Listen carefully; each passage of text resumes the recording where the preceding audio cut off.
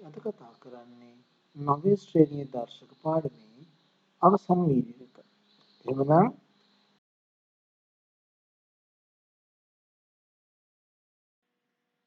A බල දෙක ආපහු තියෙනවා හතරවෙනි බලය. බලයක් දීලා තියෙනවා තවත් බලයක් තියෙනවා. අපි මේ අවස්ථාවට කියනවා බලයකත් බලයක් තියෙනවා. ඒ නිසා පස්වෙනි එකේ අපි කතා කරන්නේ බලයක බලයේ තියෙන අවස්ථාවක යොදා ගන්න නීතිය. හරි. මෙන්න මේක දර්ශකය වුණොත් මේක පාදය වෙනවනේ. එහෙමනම් අපිට මේක විහිදුවා ලියන්න පුළුවන් මේ පාදේ හතර වතාවක්. දර්ශකය හැදෙන හතර වතාවක්. මෙන්න පාදේ එක වතාවයි දෙවතාවයි තුන් වතාවයි හතර වතාවයි. දැන් විහිදුවා ලියන්නත් පුළුවන් නැත්නම් අපිට නීතිය දාන්නත් පුළුවන්. මම නීතිය දාන්නම්. දෙක ගුණ කරද්දි දර්ශකය එකතු කරනවා ගුණ කරද්දි එකතු කරනවා ගුණ කරද්දි එකතු ඒ 2යි 4යි 6යි 8 ඒ වල 8 වෙනි බලය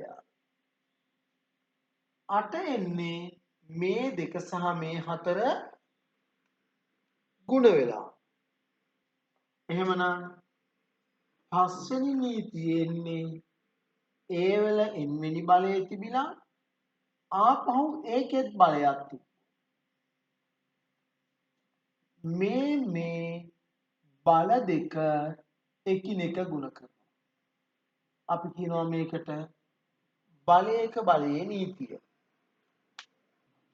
දෙකේ තුන්වෙනි බලයේ හතරවෙනි බලය.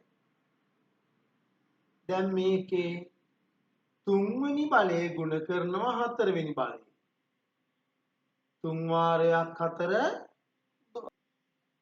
දෙක බල තුනේ දෙවෙනි බලය ගුණ කිරීම දෙක බල 4.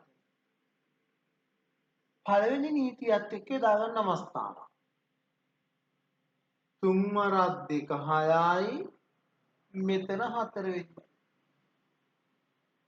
පාද සමානයි ගුණ කිරීමක් තියෙන හින්දා මේ දර්ශක දෙක එකතු කරනවා 10. පළවෙනි නීතියත් එක්ක පස්වෙනි නීතිය දන් තියෙනවා. බලන්න.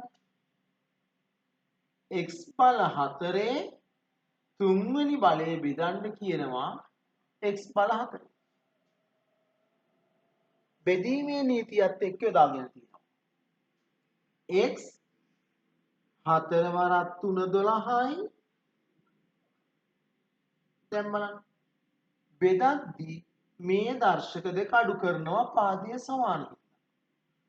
12න් 4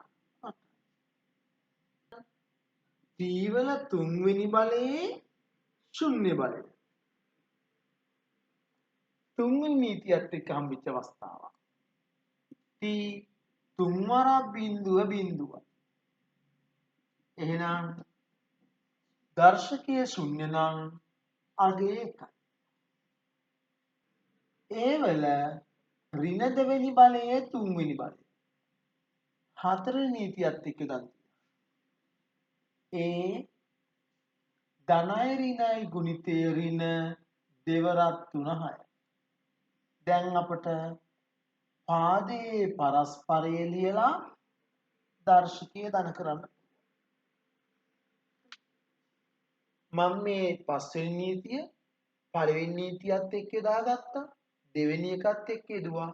තුන්වෙනි එකත් එක්ක යදුවා. හතරත් එක්ක යදුවා. මේ නීති දෙකක් හෝ තුනක් හෝ නීති 4 5ම එකට දෙන්නත් පුළුවන්. ඒ දෙවෙනි බලයේ තුන්වෙනි බලය ඒ තුන්වෙනි බලයේ ඍණ 4 වෙනි බලය ඒ බල 6. මේ බලයක බලයක් තියෙනවා. එහෙනම් අපට දෙවරක් 3 6යි ඒ ගුණ කරනවා ධන ඍණ තුන් වරක් 4 12. දැන් බලමු.